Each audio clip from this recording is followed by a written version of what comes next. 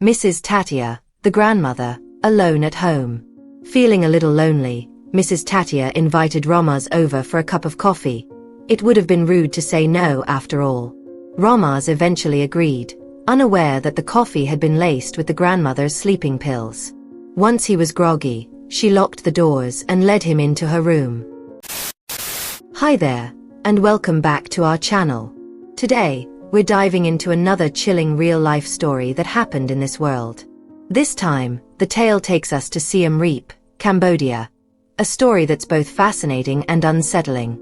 What makes it even more intriguing? It involves a grandmother. It's interesting how so many cases from Asia seem to have grandmothers at the center of them, isn't it? So, what's the full story behind this one? Stick around as we unravel all the details and dig deeper into this mysterious case.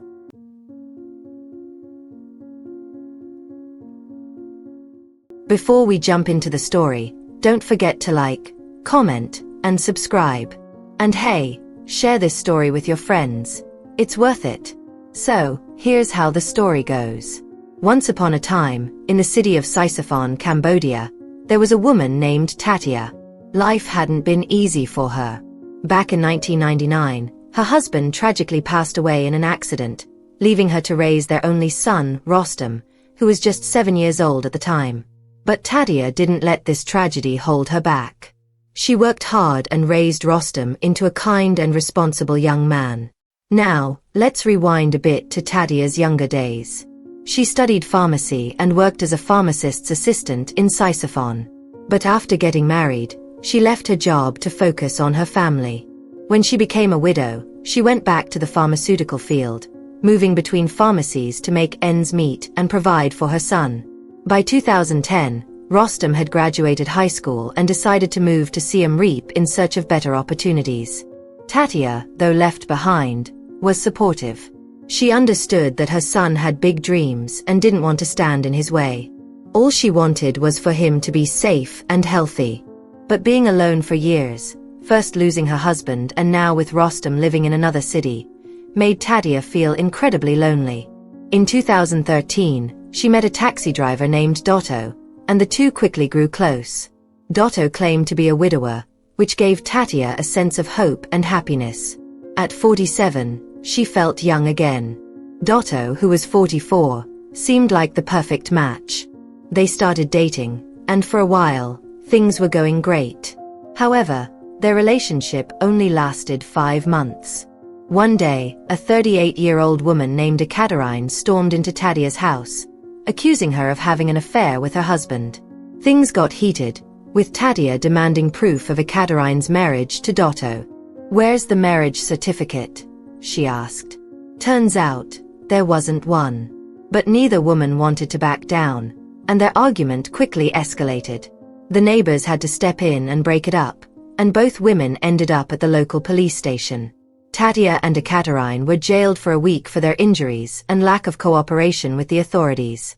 Eventually, Rostam bailed his mother out and brought her to Siem Reap to live with him. Ekaterine was also released by her family, and as for Dotto, he vanished without a trace.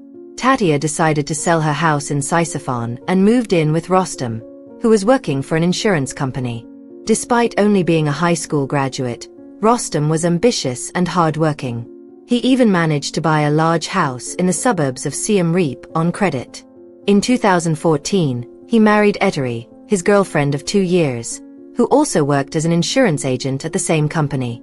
While this was a happy moment for Rostam, it left Tatia feeling lonelier than ever. Her son and daughter-in-law were always busy with their careers and rarely home. To fill her time, Tatia kept herself occupied with cleaning and cooking, but the boredom lingered. Determined to stay active, she applied for a job as a pharmacist at a nearby pharmacy. Initially, she was rejected because she was almost 50, but a month later, she was offered a position as a pharmacy assistant. This brought her a sense of joy and purpose. Rostam and Etteri weren't thrilled about her working again. They wanted her to relax and enjoy life, but they eventually supported her decision when they saw how much it meant to her. And so, life moved forward. Tatia found a way to keep herself busy, and though her path wasn't easy, she never gave up on finding happiness. In early 2016, Ettore became pregnant and welcomed a baby boy later that same year. This new addition to the family shifted Mrs. Tadia's focus completely. Previously busy with her job at the pharmacy, she now wanted to spend all her time with her grandson. Even though the family had a babysitter, Tadia couldn't stay away from the little one. She adored him too much. She decided to resign from her job, but still kept in touch with her pharmacy friends. By late 2017, when Ettore returned to work, Tadia took on the role of supervising the babysitter while fully devoting herself to her grandchild. She was so proud to be a grandmother to this healthy, happy baby, though she sometimes felt lonely and even found herself missing her ex-boyfriend, Dotto, who had vanished years earlier. Then, in May 2018, while taking her grandson for a morning walk, something unexpected happened. One of the security guards in their housing complex, a young man named Romas, greeted her. Romas, who was just 20 years old, reminded her so much of her late husband. There was something about his eyes and smile that brought back old memories and made her heart skip a beat. She couldn't help but feel a strange nostalgia when she looked at him. Surprisingly, even though she'd lived in the complex for 4 years, she had never noticed him before, probably because there were so many security guards. But now she made it a point to walk past the front gate regularly, whether by jogging, going to a nearby shop, or just taking random strolls, all to catch a glimpse of Romas. A bit about Romas. He was originally from Battambang City and married in 2017 to a woman named Layla. The couple had moved to Siem Reap for Layla's job in the bookkeeping department of a local supermarket. Romas had briefly trained with the army but left after refusing deployment to a conflict zone, a decision he made with Layla's support. Passionate about soccer, Romas decided to work as a security guard after getting married. Over time, he became friendly with Tadia, whom he regarded as a mother figure. Tadia seemed to enjoy her newfound friendship with Romas. She often brought him food and occasionally slipped him tips when passing by the security post. Things took an interesting turn one day when Romas jokingly said, "You should stop by the house sometime. It's not far." Without hesitation, Tadia replied, "How about now?" Romas, caught off guard, explained that he was working and suggested, "Maybe later this evening." True to her word, Tadia showed up at the security post that evening and asked him to walk her to his house. Romas, feeling obligated since he had invited her earlier, reluctantly agreed. When they arrived at his home, Romas's wife, Layla, was understandably shocked. Romas had mentioned Tadia's kindness before, but Layla never expected her to come over unannounced. What made it worse was how familiar and comfortable Romas and Tadia seemed with each other, almost as if Layla wasn't even there. Tadia openly praised Romas, calling him handsome, dashing, and a spitting image of her late husband. The nostalgia was hitting her hard, and it didn't sit well with Layla. Things got even more awkward when, after some time chatting, Tadia asked Romas to walk her back home. On the way, she casually invited him to stay over at her house. Romas, feeling a mix of amusement and discomfort, politely declined, insisting he saw her as nothing more than a mother figure. Tadia, however, wasn't ready to give up and asked for his WhatsApp number, which he reluctantly gave her. From then on, Tadia would often message him, keeping their connection alive. This whole situation made Layla even more jealous. She hated how Mrs. Tadia kept sending WhatsApp messages to her husband, constantly checking in, asking what he was up to, whether he'd eaten, or just making small talk, even though they saw each other at the housing complex gate every day. Romas, too, was starting to feel annoyed. His friends even began teasing him about the whole thing. Once, Mrs. Tadia went as far as calling his phone, but Layla answered instead. Furious, Layla snapped, "Why do you keep calling my husband in the middle of the night? What's your problem?" But Tadia clapped back, claiming, "It's about the security of the complex." The two women ended up in a heated argument over the phone, trading insults. Fast forward to early July 2018. Rostam and his wife had gone to visit her sick parents, taking their children and the babysitter along with them. This left Mrs. Tadia alone at home. Feeling lonely, she invited Romas over for a cup of coffee. Not wanting to offend her, Romas reluctantly agreed, completely unaware of what was coming. The coffee she served him was spiked with sleeping pills. Before he knew it, he had fallen into a deep sleep. Tatia locked the door and led Romas into her bedroom. When Romas woke up in the evening, he had no memory of what had happened. He assumed he must have just dozed off at Tatia's house and left with a pounding headache. His wife, Layla, was suspicious but held back her anger when Romas immediately went to bed after coming home. A couple of days later, on July 5th, it happened again. Tatia messaged Romas on WhatsApp, asking him to stop by after his shift. She claimed she felt scared being alone in the house. Romas, still thinking of her as a mother figure and not suspecting anything, agreed. This time, she served him coffee again, and once more, the sleeping pills did their job. He ended up lying on the living room sofa, completely out until late at night. Meanwhile, Layla was starting to worry. Romas hadn't come home, and it was already past 7 p.m. He was supposed to finish work at 5 p.m. Anxious, she went to the housing complex to ask about his whereabouts. Some of the other security guards told her they'd seen Romas's motorcycle parked outside Rostam's house but hadn't seen him leave. They said only Mrs. Tatia was there.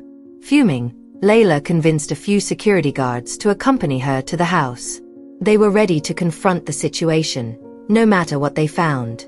When they arrived, they saw Romas's motorcycle still parked outside.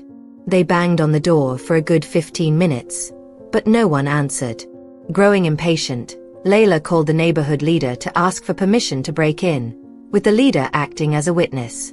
Finally, the door creaked open, and Tatia emerged, begging for mercy. The group rushed inside, and there they found Romas, unconscious but unharmed, sleeping soundly on the sofa. Shocked and furious, the residents and security guards escorted Tatia to the security post. Meanwhile, Layla and the neighborhood leader took the groggy Romas to a nearby clinic for medical attention. On the flip side, this entire situation prompted Rostam and his family to rush back to Siem Reap. Neighbors had contacted them, alarmed that their house had been invaded by residents worried about Mrs. Tatia's actions. When Rostam arrived in the city and learned what had happened, he was utterly shocked. Security guards, the neighborhood chief, and local authorities filled him in on the events. A doctor's examination revealed that Romas had high levels of sleeping pills in his system.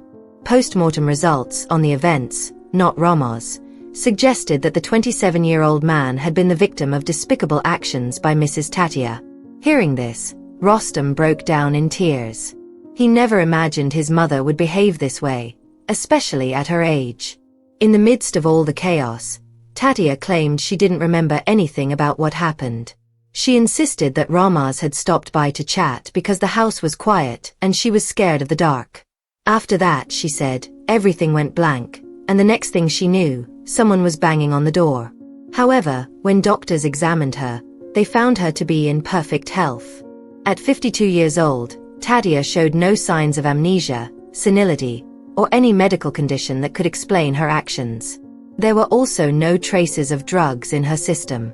Despite the evidence, Tatia continued to feign memory loss, refusing to answer police questions and denying all charges. Romas later revealed that the incidents occurred on both July 3 and July 5, 2018. The first time, he didn't fully understand what had happened. He only felt dizzy and sleepy, then woke up confused and went home. When his wife asked him what was wrong, he couldn't focus and avoided the topic because he wasn't sure himself.